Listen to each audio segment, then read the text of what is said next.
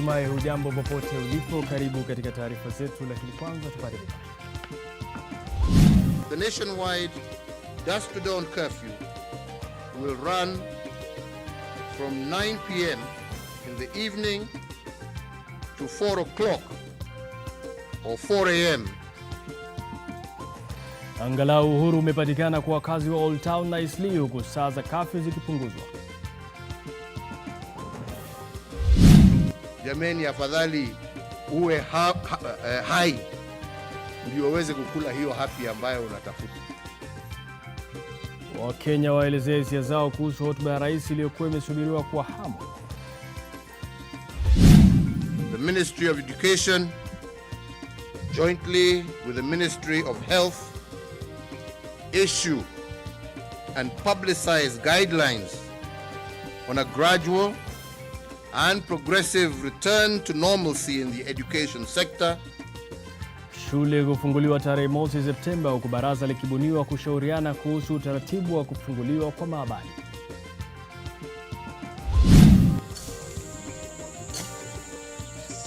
Na ni mwamko mpya Baringo, huku wafugaji wa kuhamahama wakigeukia kilimo cha kunyunyizia. Mbashara kutoka jumba la Nation. Hii ni NTV Jioni na Harith Salim. Katika lugha ya ishara. Sasa bado hatuwezi kuhatarisha maisha katika kupambana na janga la corona. Hiyo ndiyo kauli ya rais aliyeonekana kuwa na wakati mgumu kutoa tangazo hilo hasa baada ya idadi ya wanaoambukizwa virusi hivyo kuongezeka nchini. Hayo kwa mujibu wake yanaashiria kuwa bado kazi ipo katika kukabiliana na janga hili, na iwapo nchi itarejelea uhuru 100%, basi hali inaweza kuwa mbaya zaidi. Leo watu 126 zaidi wamethibitishwa kuambukizwa COVID-19, huku 4 wakifariki. The cessation of movement into and out of the Nairobi metropolitan area, Mombasa and Mandera be further extended by 30 days. Sicho hasa wa Kenya walichotarajia kukisikia, hasa baada ya kuathirika na athari ya shughuli za kawaida kuwekewa vipimo kutokana na janga la corona. Hatua hii hata hivyo, rais anasema ni muhimu katika kuwakinga wa Kenya na maambukizi zaidi. Haja yetu ni kuhakikisha ya kwamba hatutoi ugonjwa kaunti moja kuupeleka kaunti ingine. Na ndipo unasikia tukisema kama ni hapa kwetu Nairobi sasa pale tuko hapa ugonjwa unaenda juu. Tukiufungua hapa na hakuna inchi ambaye imefungua wakati ugonjwa unapanda. Uamuzi huu wa kuendeleza masharti katika baadhi ya vitu na maeneo umekuwa mgumu kwa rais na washauri wake, hasa kutokana na ongezeko la maambukizi, jambo linaloibua hofu kuwa bado hali ni hatari kwa usalama. Haja yetu sio kuumiza Wakenya. Mimi mwenyewe nilikuwa nadhania ya kwamba tutafungua hata zaidi ya yale ambaye tumefanya hapa leo. Lakini ni mjinga ambaye hasikizi kutoka wataalamu wake. Wataalamu wetu wametuambia kufungua ni makosa. Wataalamu wetu wametuambia kufungua ni kuhatarisha maisha ya Wakenya. Wametuambia ya kwamba kufungua tukifikiria tuwasaidia uchumi, mwishowe ni uchumi tutakuwa tunaharibu. Ili kudhibiti idadi ya maambukizi, rais amesema hakuna budi kuendeleza masharti yaliyoko, hasa katika kusitisha safari kutoka kaunti moja hadi nyingine. Our interest is to ensure that we flatten that curve, as we have always been saying, so that we don't overwhelm the healthcare system. Kaunti kadhaa zinakodolea macho uzito wa kushughulikia maambukizi, na kwa hilo vigezo vimetolewa iwapo uamuzi wa kufungua uchumi utafanyika. Miongoni mwavyo ni kupunguza visa vya maambukizi, uwezo wa kushughulikia watakaoathirika kwa vipimo na matibabu, na pia kujua jinsi ya kuwafuatilia walioambukizwa. Yote haya yanaonekana bado ni changamoto kwa serikali. Kaunti ya Siaya wako na vitanda ya isolation 10 peke yake. Sasa jameni, tukifungua hivyo wengine wanataka tufanye, ugonjwa uendelee kuzidi Migori na Siaya, na hawana vitanda vya kutosha. Si hiyo ni kulazimisha wale ambao wako na ugonjwa sasa warudi manyumbani kwao. Wakirudi manyumbani kwao, hawa ni wazee wetu, wa mama wetu na watoto wetu ambao pia wataambukizwa na hizo virusi. Serikali za kaunti sasa zitalazimika kuhakikisha kuwa wamejenga vituo vitakavyokuwa na uwezo wa kulaza wagonjwa wasiopungua 300 kabla serikali kuangalia na kutathmini upya mengine kuhusu ugonjwa huu. Brenda Wanga, NTV.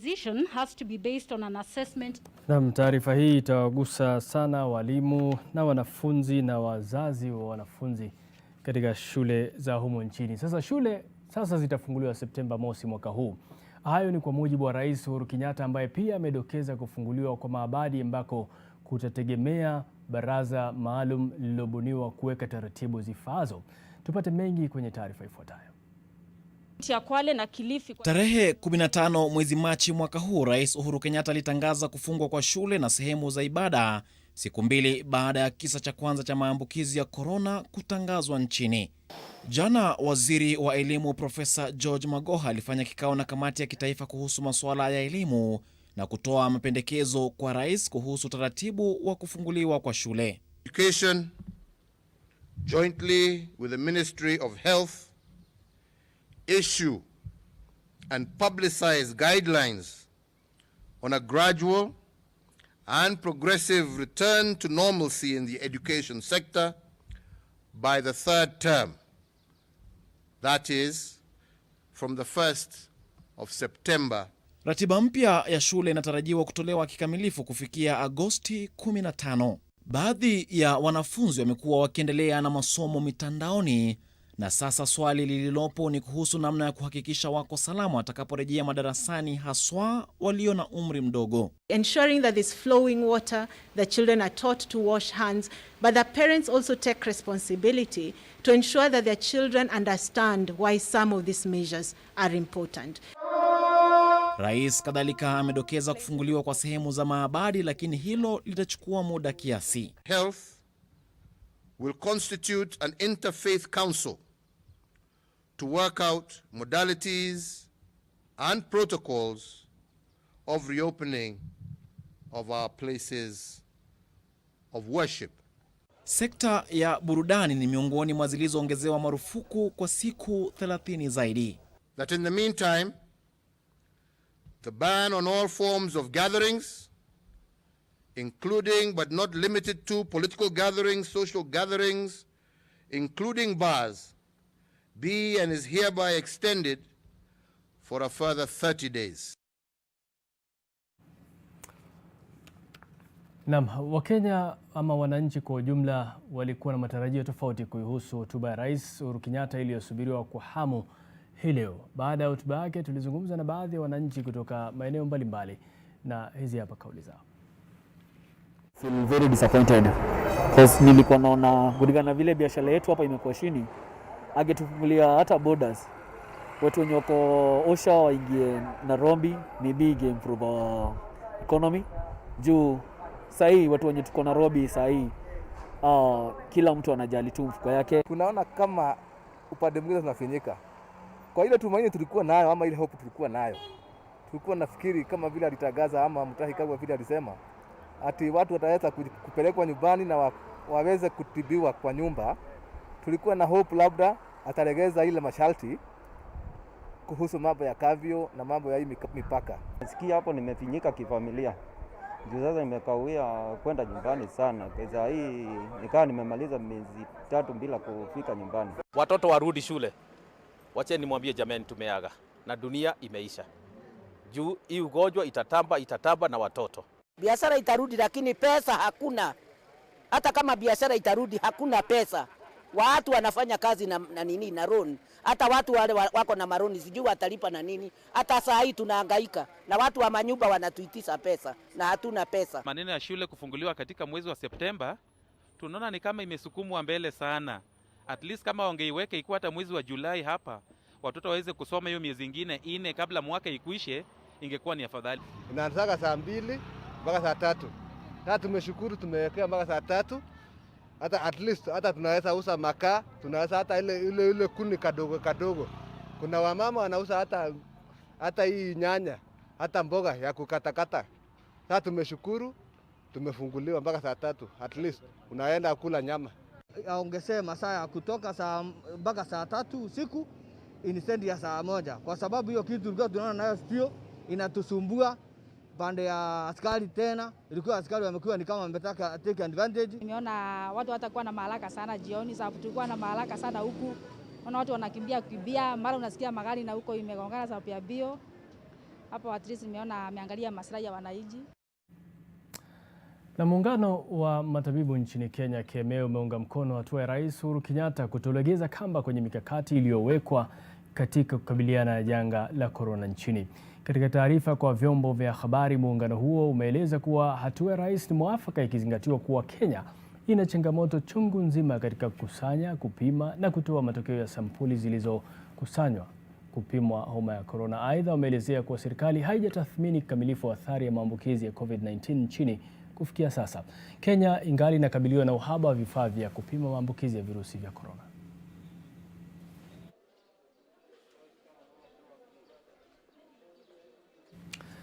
Sasa mbali na hayo ni kwamba wakili mkuu wa serikali amewapata na hatia baadhi ya wasimamizi wakuu katika Wizara ya Afya na ambao wamedinda kuhamia kwenye wizara nyingine kama ilivyoagizwa na Waziri wa Afya Mutahi Kagwe. Aidha, mmoja wa maafisa hao tayari ameelekea mahakamani kupinga hatua ya tume ya EACC kumchunguza dhidi ya madai ya ufisadi. Seth Olale ana taarifa kamili. Kulingana na ripoti hiyo iliyoandikwa na wakili mkuu serikalini James Mwenda kwa Waziri wa Afya Mutahi Kagwe hiyo jana, anayesimamia masuala ya ubora wa maabara Ezekiel Chepkwony pamoja na naibu wake Pius Wanjala wanadaiwa kujihusisha na kupendelea kazi zingine za kando licha yao kuwa maafisa wa serikali. Pius Wanjala ambaye ni naibu mkurugenzi katika idara ya kitaifa ya maabara za kuangazia ubora na vile wakili wa mahakama kuu kupitia kampuni ya Masika na Koros Advocates, anakosolewa kwa kuiwakilisha idara hiyo katika kesi dhidi ya serikali. Ezekiel Chepkwony ambaye anaongoza idara hiyo aidha anatuhumiwa kwa kujiingiza katika kandarasi kama afisi mkuu wa idara hiyo licha ya kuwa afisa wa serikali katika Wizara ya Afya. Aidha, ripoti hiyo inashutumu vikali wanachama wa bodi ya idara kwa ubadhirifu wa fedha za umma mahakamani katika kesi ya kupinga juhudi za serikali za kuboresha sekta ya afya. There shall be no resistance that can stop the restructure of this ministry. If we do not do that, then Kenyans will judge us very harshly. Wasimamizi wengine wakuu katika Wizara ya Afya ambao wamedinda kuhamia kwengineko kulingana na agizo la Waziri Kagwe ni Katibu Morekwa Moranga na mkuu wa idara ya damu Frida Govedi. Huku Waziri Kagwe akisisitiza kwamba atachukulia hatia yeyote ambaye anakiuka agizo lake, juhudi za hapo awali za kuleta marekebisho katika Wizara ya Afya zimeambulia patupu. Seth Olale, NTV, Nairobi. Naam, tunakwenda mapumzikoni kwa sasa, ila bado tutarejea hivi punde.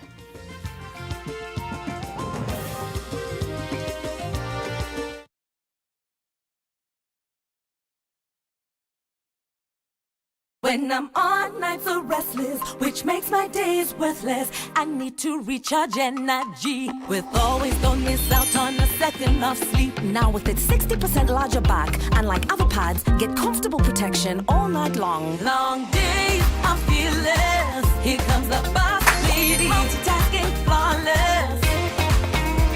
My kids will get the best. I'm a boss lady. Always starts now with 50 shillings. Stay happy always. Je, maumivu ya kichwa na kukosesha amani? Kaluma Strong hutuliza maumivu ya kichwa, maumivu ya mwili na hata huondoa joto jingi mwilini. Kaluma Strong ina aspirin kama kiungo. Maumivu yakizidi, muone daktari.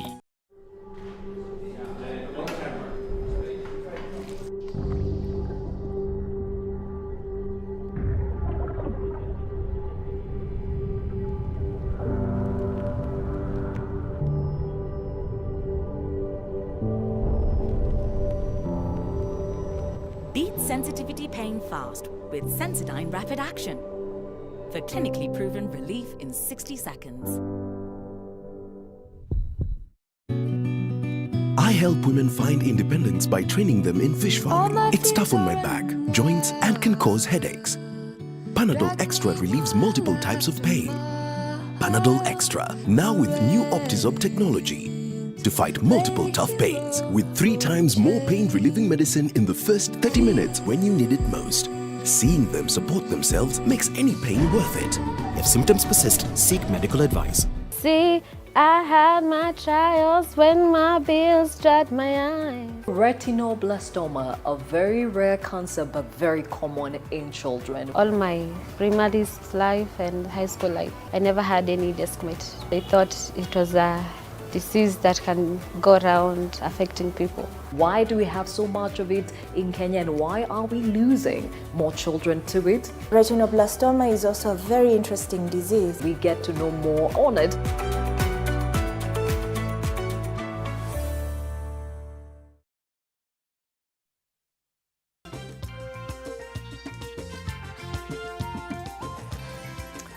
Nami hapo ndio mwanzo unajiunga nasi, hii ni NTV Jioni. Tunaendelea na taarifa zetu, tunaangazia masuala ya elimu sasa, elimu ya juu, ambapo baadhi ya waliofuzu mtihani wa KCSE mwaka jana na kuteuliwa kuingia kwenye vyuo vya kiufundi na Wizara ya Elimu sasa walalamika kuwa hawakuchagua taasisi hizo au vyuo hivyo.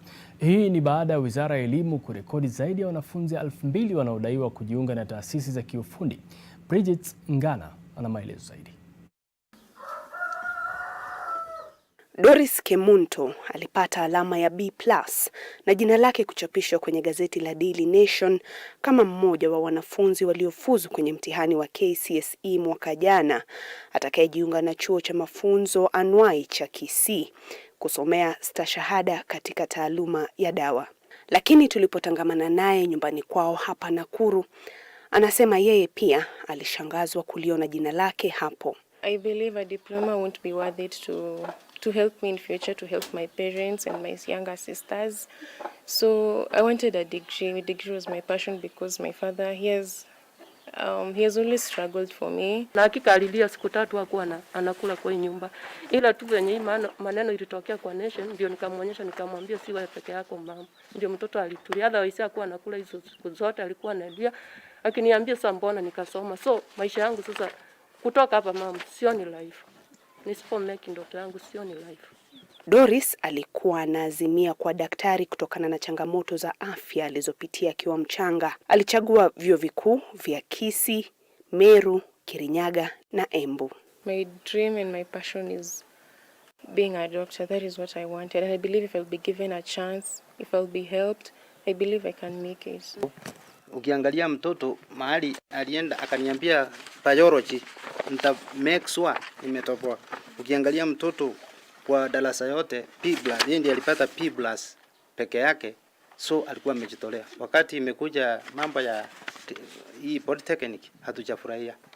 Wadau wa elimu wanasema kuwa serikali inapokosea ni kutoviimarisha vyuo vya kiufundi kwa miundo misingi na badala yake kutaka kuongeza wanafunzi vyuoni humo. We should allow our children's interest to guide whether they go to TVET or whether they go to university. Whether they pursue a diploma or they pursue a degree, it should be entirely up to the candidates. It should not be up to the state. Kwa sasa Doris na wazazi wake wanatumai kwa ombi lao la kubadilishiwa chuo atakachoenda kufaulisha matarajio yake ya kuwa daktari litashughulikiwa. Bridget Ngana, NTV, Nakuru. Na inaelekea mzozo wa mpaka kati ya kaunti za Makueni na Taita Taveta utaendelea kwa muda baada ya maafisa wa kaunti ya Taita Taveta kuondoa kibao kilichowekwa jana na kaunti ya Makueni kuashiria ulipo mpaka wa kaunti hizi mbili. Bila Otieno anasimulia zaidi kuhusu mvutano wa mpaka kati ya kaunti ya Makueni na kaunti ya Taita Taveta. Mapema leo maafisa wa utekelezaji sheria za kaunti kutoka kaunti ya Taita Taveta walionekana waking'oa kibao hiki kilichowekwa jana na maafisa wa kaunti ya Makueni kama alama ya kuashiria inapoanza ardhi ya kaunti hiyo katika eneo hili la Man-Eaters.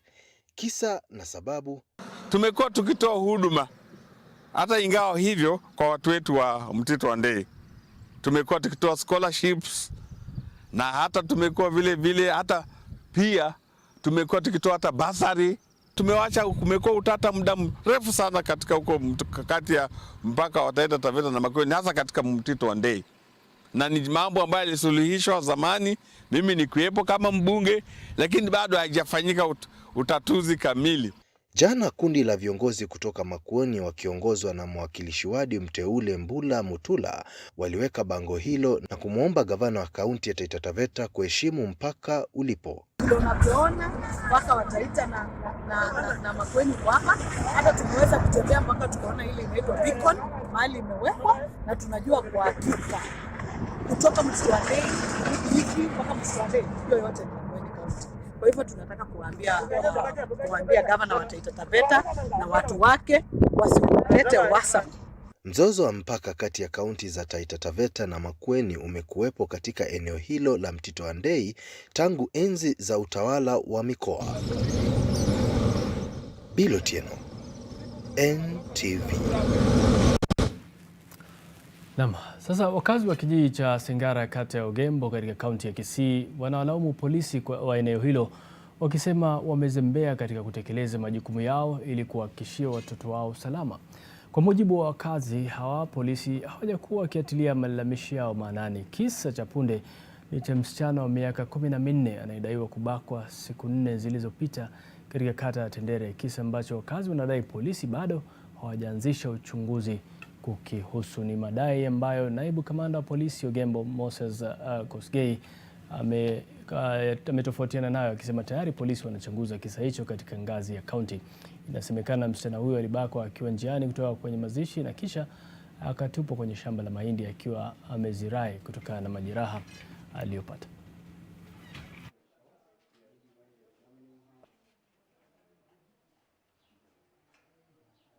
Ambao walimdhulumu wanajulikana, wanatoka from neighboring location ambayo ni Sengera, na yeye mwenyewe aliniambia wanaume walikuwa 4 ambao walimkosea. Naomba tu haki yake itendeke, huyu mtoto apata haki yake. Wale walimtendea hiki kitendo washtakiwe, maana kile walimfanyia sio kizuri. Mtoto mwenyewe sasa hivi ameumia vibaya sana sana. Na kwa hii familia nilikuwa naomba kama kuna uwezo wasaidiwe, maana tukiongea vile nimeketi hivi hata chakula hawana nyumbani, chakula hawana chochote chakula. Nashangaa ni kwa nini akushika watu kwanza awaweke in a cell, angoje kwanza wakisha uchunguzi kishafanywa ndio at least wawapatie hata free bond. It means hapa kwa hii area kuna vile watu wanakanyagia maneno ya human rights abuses kama hizi, na ni zingine zinaweza kuwa zinaendelea chini kwa chini, na wanateka advantage ya maskini mwingi ambao unaweza kuwa katika familia ili kunyanyasa wale ambao wanakosewa. As I speak, we have done our investigations, we have done our treatments, we have also done what is expected as per the defilement that was actually done on that. The patient is improving, and the retro that is remaining, the facial swelling that were caused by the blows and the kicks, they are improving. The deep wound on the face is getting better as per the day of admission, because this is the patient we received who was hypoglycemic, so we are doing very well. Hospitali ya Rufaa ya Kajiado imerejea katika utoaji wa huduma za matibabu maalum baada ya muda kutokana na kutoa fursa ya kuangazia janga la korona pekee. Hayo yanajiri huku wahisani wakijitokeza kwa njia mbalimbali za kuleta manufaa katika jamii. Ruth Sarmoei ana taarifa zaidi. Imekuwa muda kwa hospitali ya Rufaa ya Kajiado kupokea wagonjwa kawaida kutokana na juhudi zao kuelekezwa kwa visa vya maambukizi vya korona. Sasa hali imerejea kawaida angalau kwa kiasi fulani. Most of these services are back. We are now doing the elective operations as directed, and also some of the clinics are back. One of them is the medical outpatient clinic for our patients with hypertension and diabetes, and also for the children. Hayo yakijiri, Wakenya wenye nafasi wameendelea kuonyesha umoja wao na Wakenya hasa walio mstari wa mbele katika kutoa huduma muhimu kipindi hiki cha corona. Kampuni ya unga ya Pembe ilizuru vituo vya polisi vya Central na Pangani na kuwapokeza chakula kama njia ya kuonyesha ushirikiano wao katika mapambano dhidi ya COVID-19. Aidha, hatua hii inanuiwa kutoa motisha kwa walinda usalama katika kazi zao kipindi hiki kigumu cha janga la corona. Tunawashukuru sana kwa sababu mmetujali kama officers kutuja kutulisha hata sisi chakula. Officers wako kazi mingi tangu hii COVID ianze, they always kazini. Na tunawashukuru sana na muwe na hiyo roho ya kujali officers. Kwa sababu mara mingi si watu wengi kujali officers. I think this a way of motivation to our officers. They are very much motivated and we are happy for the gift. Wakazi wa kaunti ya Uasin Gishu katika eneo la Keses vilevile wamepokea matangi ya maji kutoka chuo kikuu cha Moi kama njia ya kuhakikisha wana sehemu ya kuhifadhia maji ya kuimarisha usafi hapo walipo. Mbali na hayo, wawakilishi kutoka chuo hicho walichukua fursa hiyo kutoa elimu ya jinsi ya kujikinga na maambukizi kwa wakazi hao. This is a continuous process and it's not an event. It has to be progressive to see what we need to put in place, to see how to manage, the young people when they come back to university and so on. Na si hayo tu, chifu katika wadi ya Ngoliba katika kaunti ya Kiambu pia alipata furaha ya aina yake baada ya kukamilishwa kwa ujenzi ya afisi yake. Chifu huyo amekuwa akihudumia wakazi katika nyumba ya udongo iliyokuwa imeharibika na kuonyesha dalili za kuanguka. Ofisi hizo zilijengwa na fedha kutoka hazina ya ustawi wa maeneo bunge kwa kima cha shilingi milioni 1.5. Ruth Sarmoi, NTV. Naam, tunakwenda mapumzikoni, ila bado yapo mengine mengi ambayo yamesalia ambayo tutarejea nayo hivi.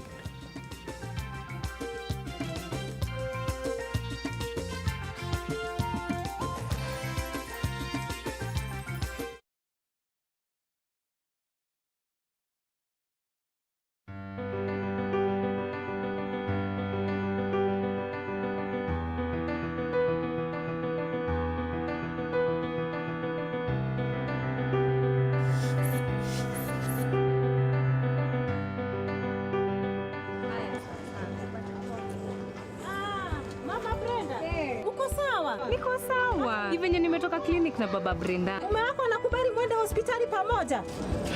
Wangu hata nimlipe hauwezi kubali. Ilibidi twende na yeye nipimwe. Yeye hapimwe. Kama kuna HIV nipewe dawa ndio mtoto asipate HIV. Wanaume wenzangu, kuandamana na mama akienda clinic na pia kujua hali yako ya HIV ni muhimu. Inaonyesha unamjali na pia unajali mtoto wako mtarajiwa. Je, unajijua?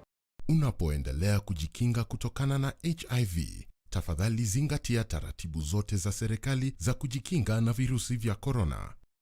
Afya bora, maisha bora. Jipime, jiinue. Oya ni aje, mimi ndo Jonte Fresh. Mimi ndio nimetambulika hii Gikomba yote sekta ya manguo. Jumio transform nguo ordinary za mtush zenye ziuka mna hii harufu ya bail into the freshest igi kosi yote. Siri ni hii Real mpya ya pink. Na kushow mtushi zinang'ara kung'ara kushinda kamera. So clean, so fresh. Makastoma wanaisana na hii story. Ninatumia aerial touch of down mpya tu. The Governor of Kakamega County, His Excellency Wycliffe Ambetsa Oparanya, is pleased to notify property owners within Kakamega County of his decision to extend a 100% waiver on penalties and interest arising from any accrued and unpaid land rates within Kakamega County. The waiver has been extended from 1st June to 31st August 2020. Take advantage of this waiver period to clear all your outstanding arrears. Please take note that the county government will institute all necessary measures, including repossession of the property upon the end of the waiver period. For more details, visit our county revenue offices or website www.kakamega.go.ke. Kakamega County, the green jewel. The risk of illness-causing germs is increasing. It is believed that the coronavirus can remain on surfaces in your home for up to 9 days. Touching infected surfaces is one of the ways in which germs spread. Regularly disinfect your floors, countertops, and kitchen surfaces with bleach, and use an effective toilet cleaner inside and outside your toilet bowl. This message is brought to you by Medifacts, JIC, and Harith.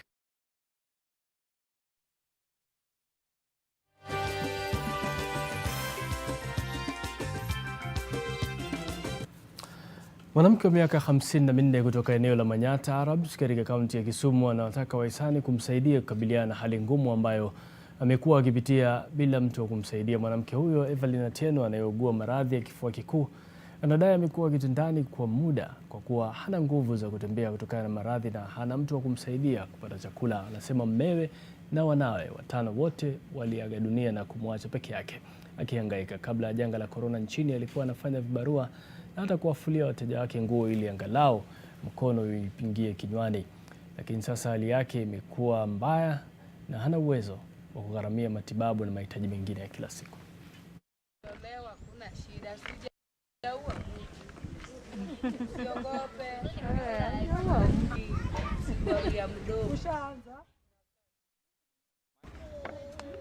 Rama.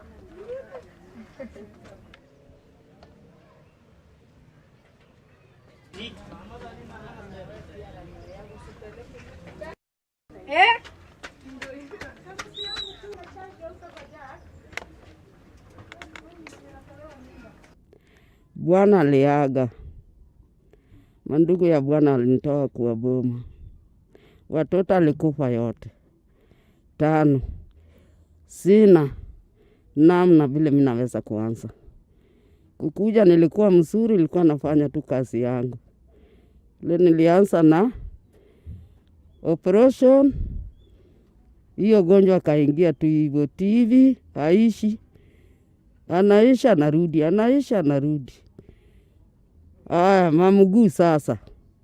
Anafura nikipata hata pale watu wananitoa tuwezi kazi. Na lisilobudi utendwa wanasema wenyewe. Sasa wachumba waamua kufunga ndoa ugenini baada ya makataa na pia masharti ya kusafiri kuwafungia mbali na nyumbani. Wachumba hao Duncan na Emily sasa ni mke na mume. Wawili hao walikuwa wamepanga kufanya harusi yao tarehe 18 mwezi wa 4 mwaka huu, lakini kutokana na marufuku za kutoka au kuingia katika kaunti mbalimbali hapa nchini hawakuweza kufanya hivyo. Wamekuwa wakisubiri rais kuondoa masharti yanayozuia usafiri ili warejee nyumbani Taita Taveta ambako ni kwao kwa bwana harusi, lakini hilo halikutendeka na wawili hao wamesalia kukaa katika kijiji cha biharusi katika kaunti ya Nyandarua walipokuwa wakati marufuku ilipotangazwa au agizo la kutasafiri kutangazwa. Wanasema njia pekee ya kurudi Taita Taveta ni kupitia Nairobi ambapo uchukuzi umesitishwa. Wawili hao waliamua kufunga ndoa Nyandarua licha ya kuwa ni mwiko katika jamii yao kufanyia harusi nyumbani kwa biharusi. Sasa wanasema watasubiri siku 30 zaidi kabla ya kurudi makwao au kurudi Taita Taveta kuanza maisha ya ndoa. Ugonjwa tu ukafika tu hiyo ghafla huku Kenya. Ndio harusi tumefanya leo. Lakini hapo wazazi wameshindwa na kufika huku. Tumeongea na hao lakini wametupatia baraka na sisi tumeshukuru sana. Siku ya leo imekuwa siku ya baraka. Sasa Wakenya wamepokea kwa hisia mseto tangazo la rais kuhusu mikakati kwa ujumla ya kudhibiti COVID-19. Baadhi hawajafurahia kutolegezwa kabisa kwa masharti kadhaa. Mengine na hayo ni katika Taifa Leo, nakala yako hapo kesho. Utayapata mengi kwa mapana na marefu utakapojichukulia nakala yako ya Taifa Leo hapo kesho.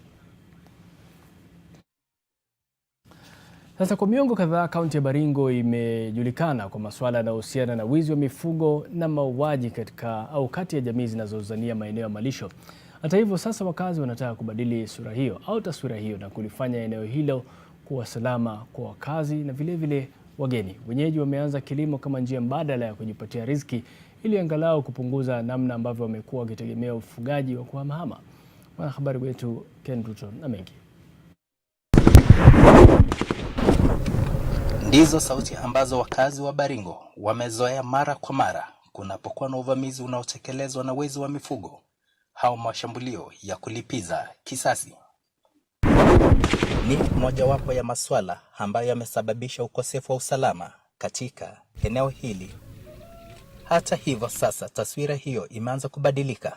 Wakazi wa Lokis katika wadi ya Tirioko kwenye mpaka unayotenganisha wakazi wa jamii za Turkana na Marakwet wamevalia njuga kilimo.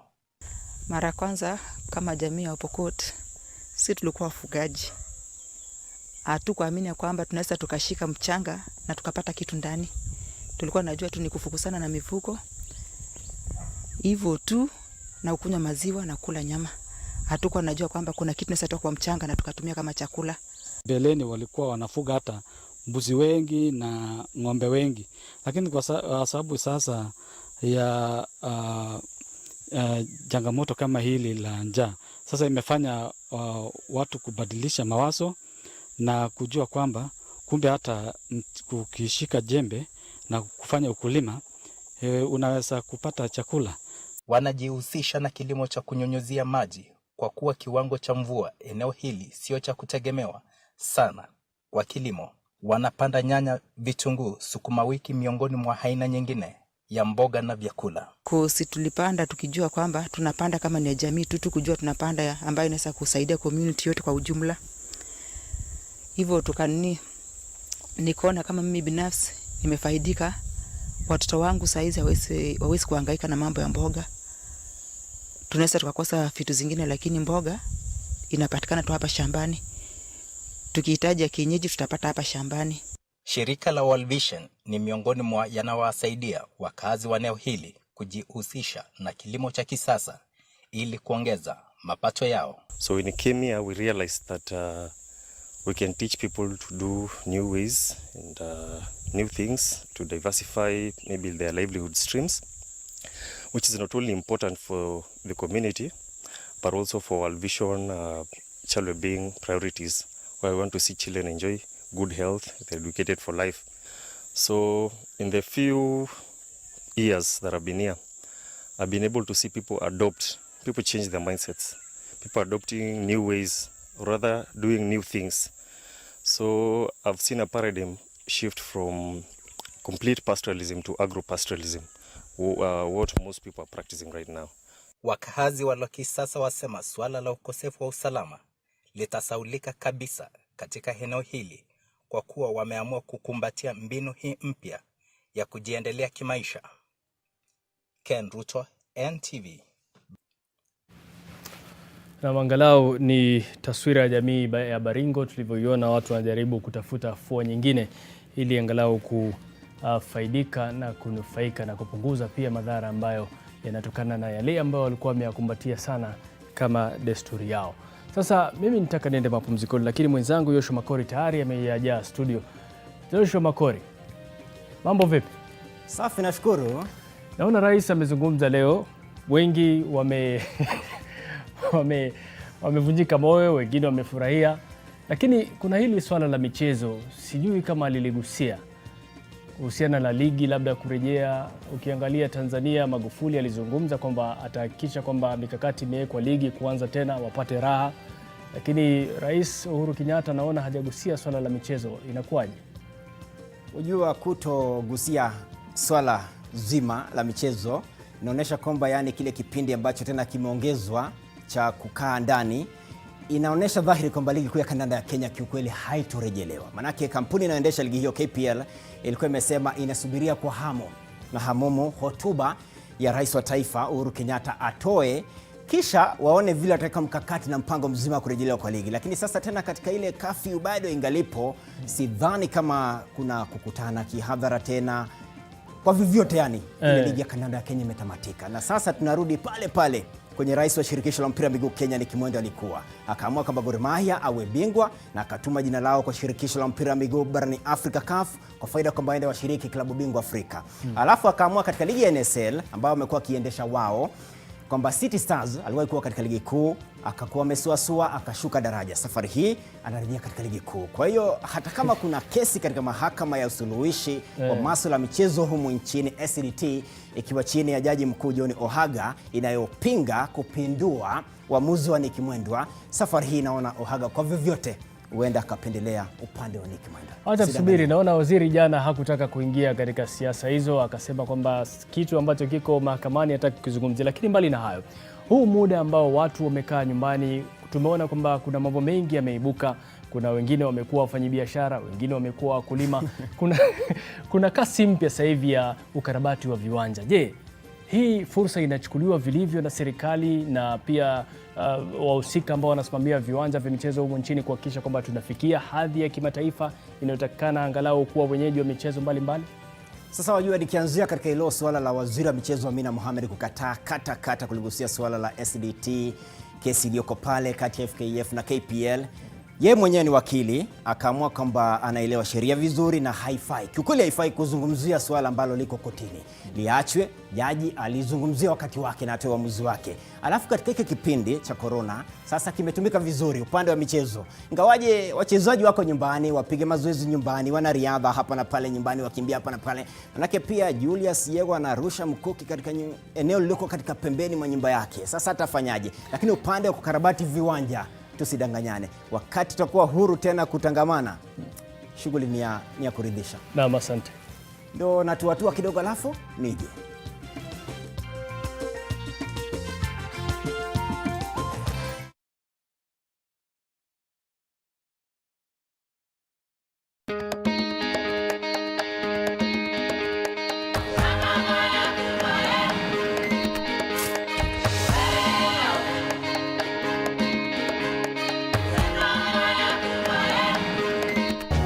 Sacco, we are a reflection of you. We are a stable, financially sound institution providing tailor-made services to add value to your life, time and money. We are guided by your aspiration. We are Stima Sacco, a true reflection of you. For a better tomorrow, don't forget to do the 1, 2, 3 with Colgate every night.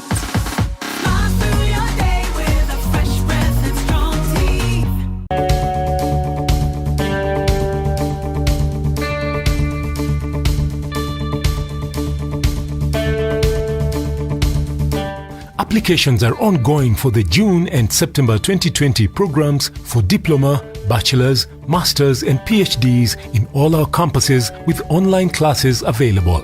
Prevent the spread of COVID-19 by following the government health guidelines. The University of Nairobi is a world-class university committed to scholarly excellence. The Kenya Film Commission, in line with its mandate and function of promoting development of local content and establishing a film fund, has established a film empowerment program that will provide film and video-related funding. The Commission announces the funding application for the 2019-2020 financial year. Individuals, companies and organizations will be required to submit funding applications to the Commission.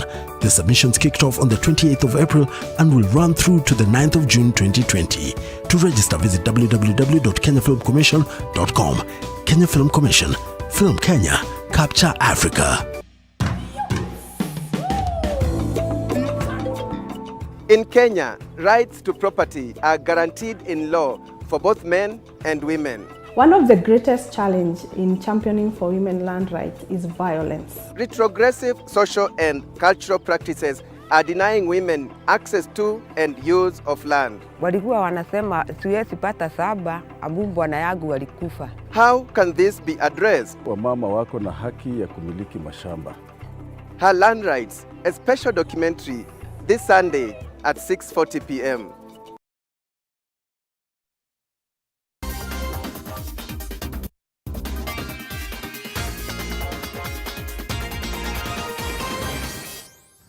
Sasa huo mdundo unaashiria dhahiri ashiri kwamba ni wakati wa kudunda viwanjani, na leo hakuna haraka, upesi, taratibu. Aliyekuwa bingwa wa urushaji mkuki duniani Julius Yego ameiomba serikali kujenga na kukamilisha ukarabati wa viwanja katika eneo la bonde la Ufa Kaskazini. Yego mwenye umri wa miaka 31 anasema ukosefu wa miundombinu umeathiri kwa kiasi kikubwa mazoezi ya wanamichezo wengi, hasa msimu huu wa janga la homa ya corona. Nyota huyo sasa anafanya mazoezi ya kukimbia asubuhi mjini Eldoret, kaunti ya Uasin Gishu, kabla ya kurejea nyumbani kufanya mengine ya kurusha mkuki. Aidha, sehemu anayoitumia kurusha mkuki nyumbani nyumbani kwake ni ndogo mno kwa sababu ya ukosefu wa viwanja ambao umewanyima nafasi ya kufanya mazoezi mazuri.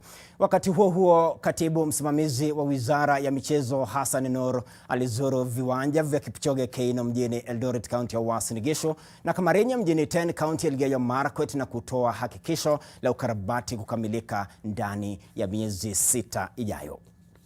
It's very difficult for us training at home, so I'm just confined into my backyard with my boys, so it's just easy training. And of course for us, we say in javelin the movement of the shoulder amounts to a throw, so even the small feel I have now is just just to make sure that my shoulder doesn't become sleepy, so I have to do some funny throws, and yes, I was becoming fit, and I think the season could have been so interesting this time around, and I think I was picking up form, and but then there's nothing we can do. When this thing came, everything changed. It's like now we're starting to restore factory setting of the world maybe, so we just home. But for me, by March I think I was I up there, maybe capable of throwing over 85, but then now I don't know what to say. We just wait until when everything is okay, and then we go back to serious training again. Naona Yego mdogo pale atakuja kufanya mambo makubwa wakati babake atakuwa na staff, na ni kwamba huyu Yego anatamani kwamba aende ashinde medali ya Olimpiki, manake inamuuma sana na apende kukumbuka mashindano ya Rio. Akarusha mara moja alafu akapata jeraha. Mungu ni mkuu, lakini akambulia medali ya fedha. Yaani dhahabu tu aliinusa hivi tu aitie mfukoni. Tuachie hayo mbali. Ukarabati wa uwanja wa Gusii ungali unaendelea msimu huu wa janga la homa ya corona. Ukarabati huo ulianza mwaka 2014 na umekuwa ukifanyika awamu moja baada ya nyingine. Hafla ya sherehe ya madaraka mwaka huu ilikuwa ifanyike katika uwanja huu wa Gusii, lakini kwa sababu ya homa ya corona ikafanyika katika ikulu ya Nairobi. Hata hivyo, ukarabati ungali unaendeshwa hapa kwa ushirikiano na serikali kuu sambamba na serikali ya kaunti ya Kisii licha ya sherehe kutofanyika. Zaidi ya 80% ya ukarabati imeshafanyika, huku kukamilishwa kwake kukifaidi wenyeji wa hapo sambamba na klabu ya Shabana FC ambayo ndo mwenyeji wa kule maeneo ya Gusii.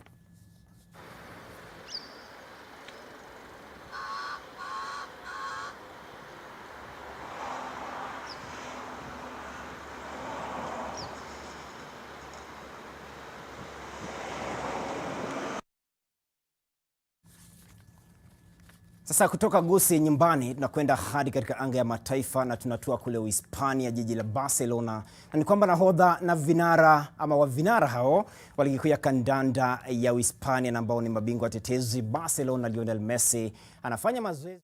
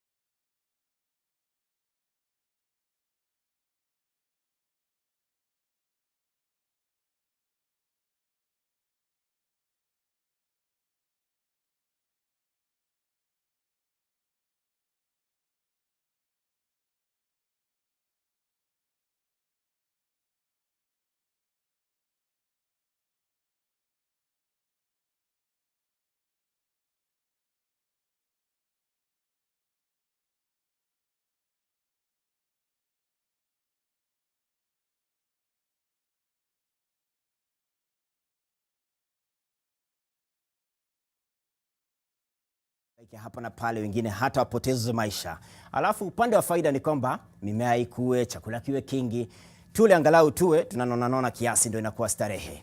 Alafu sasa hiyo mvua huwa ina madhara upande wa watu wengine, wanaona kama ni madhara vile, yani inakuwa ina matope, kwamba ukitembea kwa matope, sitaki kanyaga pale, nini. Lakini hayo matope usiyadharau, manake wakati mvua itakwisha, yale matope, hata wakati hakuna mvua, huwa yanajenga nyumba, na nyumba ya matope ile inasitiri wengi, wallahi bilahi. Sasa wakati yale matope yanakuwa ya msaada wakati wa jua na wakati wa masika. Kwa hiyo usidharau matope ukasahau kwamba ndio unaishi ndani. Waona Sasa ndo ni muhimu kuheshimu kila mtu. Hata we hana kile unataka we nacho, mpe heshima yake na kwenda ustarehe. Ndio kauli yangu kwa leo. Joshua Makori, ukiniita mwanaspoti naridhika zaidi. Nimedunda ila kistaarabu, sio haraka upesi, ni starehe. Hii haijatokea, lakini kwa sasa kwa na usiku manana, Harith Salim apigilie msumari kwa mwisho. Naona umetupa akiba maneno. Cha msingi Makori amekizungumza kwa maneno mengi, lakini anachomaanisha ni kwamba kinyesi pia ni kawi. Ametumia maneno mengi, lakini anamaanisha kwamba kinyesi pia ni kawi. Lakini asante sana Makori, nafikiri watu wamekufahamu kwa njia safi kabisa.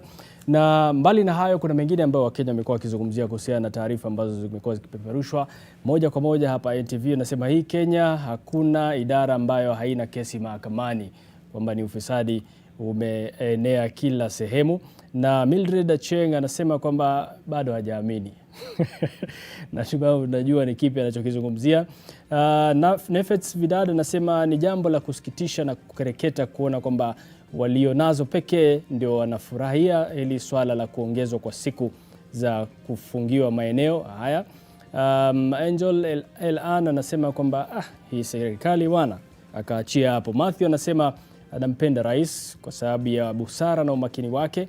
Anasema heko bwana Prezo, kila siku nitakuwa na kuunga mkono. Peter Odera anasema Rais Uhuru ajitokeze wazi kama rais na kuambia landlords ama wenye nyumba kwamba hawana pesa ama serikali walipie, kwa sababu hii hali si hali. Haya, na Jack anasema anamshukuru huyu aliyezungumza kwamba watu hawana pesa za kulipa kodi. Na Faisal anasema usiruhusu virusi vya corona kuathiri shughuli zako. Anasema kwamba mitandao ipo, kwa hiyo fanya kazi mitandaoni upate hela za kujikimu. Asanteni sana wote wote waliokuwa wakifuatilia matangazo yetu moja kwa moja, akiwemo Joyful Blessing akisema matajiri wasaidieni maskini kipindi hiki, na vile Jack anasema Mungu yupo na yeye ndio anafuatilia na mjuzi wa kila kitu. Kufikia hapo sina la ziada ila kuhitimisha taarifa zetu za NTV jioni siku ya leo, na mari wangu siku ya leo akiwa